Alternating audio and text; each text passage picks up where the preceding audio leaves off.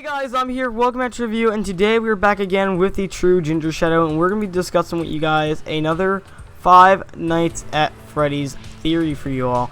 And today we're going to be discussing what does the text on the new image that has Nightmare Bonnie and it says, "Was it me?" We're going to discuss with you guys what that means.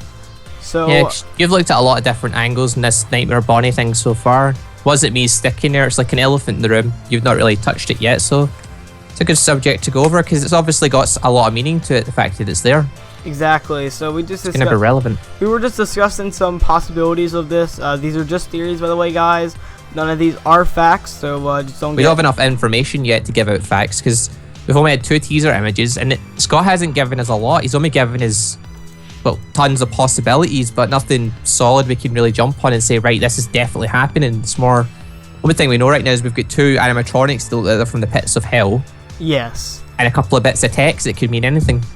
So basically, we're just gonna list some points here that we have and some ideas that we have that what it can mean. And the first thing we have here is that the bite of 87 is what this text is referring to, which is the most popular theory. That was going to be the most popular theory. Was it me? That's been an ongoing question. Who did the bite of 87? Exactly. Was it Nightmare Bonnie? Well, who even says it was Nightmare Bonnie? It might not have been Nightmare Bonnie at the time. Yeah, but it says was it me? Which the thing that many people speculate that's about 87 is because all over the source code it says 87. Now, the thing that's important about this though is that Scott Cawthon had this on Nightmare Freddy, then he removed it off Nightmare Freddy because a lot of people started calling this pizzeria over it, and then he added it back again, which is a bit odd because why would he add it back in all over the place if it was for that reason? So we're speculating that this could possibly mean that maybe he decided to speculate around maybe Nightmare Bonnie. So the bite 87. That's the thing, the whole saying "was it me?" It's not like it was me, it is me. It's was it me? It's an open question, so it's asking.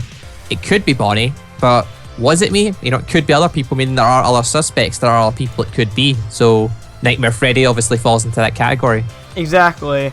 So our 2 suspects now are Nightmare Freddy and Nightmare Bonnie. It's nobody that we've seen before at this point. Not even Mangle, which is one of the most popular theories around there for the Bite 87. Yeah, but, Mangle, Foxy, and Freddy seem to be the most popular ones.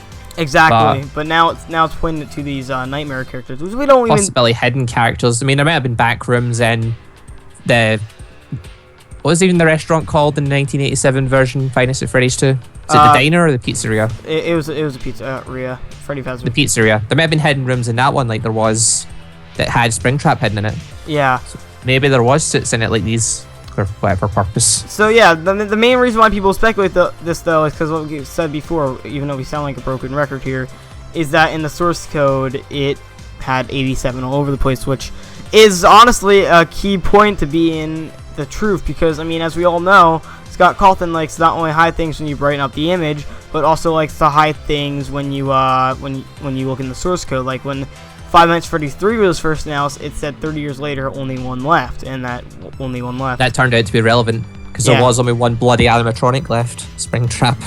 Yeah. The one and only. But the next theory about this is that it can possibly be discussing of the burning of Fazbear Fright. Right, so we knew there was 1 active animatronic in there, Springtrap, but you know, it's possible that maybe they were there as well, just they never were active until the very end.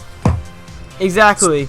Like, we're just not sure a bit, because we know for a fact that Springtrap did survive that fire. We do know that, but the question is, why would the fire even be started in the first place if Springtrap is gonna still be alive? Like, obviously, there's lots of possibilities on why the fire could have started, because it could have been man-caused, it could have been the machines themselves cut down, but I mean, the Night Guard was it me? That's still an open question of what did he even do? So a fire starting in Fazbear Fright, that's something that was unsolved. That could have been them. That was a possibility. A theory I actually just remembered, I'm surprised we didn't write this down or even talk about it, was it me? This is another theory going around, is actually another form of It's Me, which is another possibility because we went from, because it has the same thing, it just says was it me.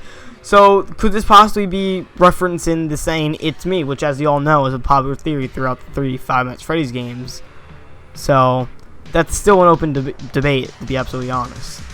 That's the thing. Five Nights at Freddy's 3 didn't close very much for it, other than knowing now that Purple Man's dead. So there's still lots of speculation and lots of different theories. There's still lots of things up in the air. Exactly. So there's so many possibilities of what this could be. Well, what's he done? Which one of the theories is he involved in? He's involved in something. He has to be. Scott can't just leave this an open door and have the final game and have questions. So the question, was it me, needs to be explained. Which I'm pretty sure maybe Scott Cawthon might update his website maybe in the next teaser, which may be saying it's me, and it might have another Nightmare animatronic that we don't know about. I'm hoping to God I see a Nightmare Balloon Boy and Nightmare Puppet. Honestly, seeing Nightmare animatronics, I really feel like that we're gonna see a return of the original animatronics. So I really feel like Scott Cawthon wouldn't close his game without bringing back the original characters. He has to have the originals in there. He has to have all 4 of them. Yeah, maybe Balloon Boy and the Puppet. He has to bring back the game that we first saw. He can't just end the game without that. But the last theory that we have here is that this is actually something that isn't that popular, but it's still pretty popular, and it's that people are actually where we are speculating that these animatronics could be part of an attraction before Fazbear Fright burned, or I should say before Fazbear Fright was even built. Yeah, so possibly because of their nightmarish looks. I mean, obviously the teeth and stuff are a bit over the top. Yeah. But they could have been part of a previous attraction. They could have been part of some kind of spin-off thing before Fazbear Fright took place that they just never really spoke about in Fazbear Fright because they didn't feel they needed to. Exactly. So because maybe there was another horror attraction. I really don't see any other environment that these characters would be in. Murder. That's the sort of environment they get involved in. Murder. Besides like a deadly environment, like say Fazbear Fright, for example. And the reason why I'm saying this is because like we wouldn't expect this to be a pizzeria, because obviously for obvious reasons, these guys would not be in a pizzeria. They're not child friendly. They're not nice to look at. They scare you. They look like they will tear your head off. I mean, we thought that the Five Nights at Freddy's 1 characters were pretty scary. Yet they were creepy. They scared everyone. Then suddenly it evolves into Faceless Bonnie and Puppet. Then it goes to Springtrap, man. And look at these things. Evolution. Almost a year later after the first game, we come with this. But basically, what we're speculating here is that the reason why we think this in the first place is because if you listen to Phone Dude on night 1 of Five Nights at Freddy's 3, which people have been wondering for a while, even though it's just a small detail. But remember, Scott Cawthon likes small details. That's the thing. He never said who the guy we were even playing as is. If it was one of the previous played characters, one of the previous night guards, then we know for sure. Right? Well, maybe he's saying that because they were previously in one of the diners or something. But exactly, I don't know who he is. He could be a brand new guy. He could have worked in this entertainment thing. I really feel like that in the 4th game we're gonna find out. Well, one, the night guard. I don't know why Scott Cawthon would leave that undetailed. Who knows? It could be Jeremy. Unless he was leaving it for some big mystery this game. Exactly. It could be Jeremy. Imagine that. It could be Jeremy, because as we all know, it has the same breathing. I mean, we're not sure. We aren't sure about this. I don't know. Yeah, we've not got enough details to be sure, but we'll find out over due time. We will. But like the fact that we don't get a check is kind of suspicious, and the fact that Phone Dude says "Welcome back," and not to mention, Phone Dude talks to the night guard in the 3rd game like it's someone he's talked to before. If you notice that. Yeah, it's not like a new employee where he's giving him tons and tons of. He doesn't even tell you how he doesn't even tell you how to use the flip panel. He just says this is your flip panel, but he never tells you anything about the audio devices. He doesn't tell you anything about he doesn't even really explain the flip panels that much, other than saying that you're going to need to reboot them. So he pretty much acknowledges you like you had some previous experience with the items that you use, which might be leading to the fact that we might have a returning mechanic for Five Nights at Freddy's 4. But that's for another video, because we're kind of going off subject here. But the Was It Me, though, could be explaining through a different game. Not only the Bite 87, but before Fazbear Fright as well. So yeah, we've got our theories then. So Was it me? Was it Nightmare Bonnie / Freddy caused the bite of 87? I'm pretty. Did they I'm pretty burn sure. down Fazbear Fright? Were they part of a previous attraction? Exactly. Comment down below.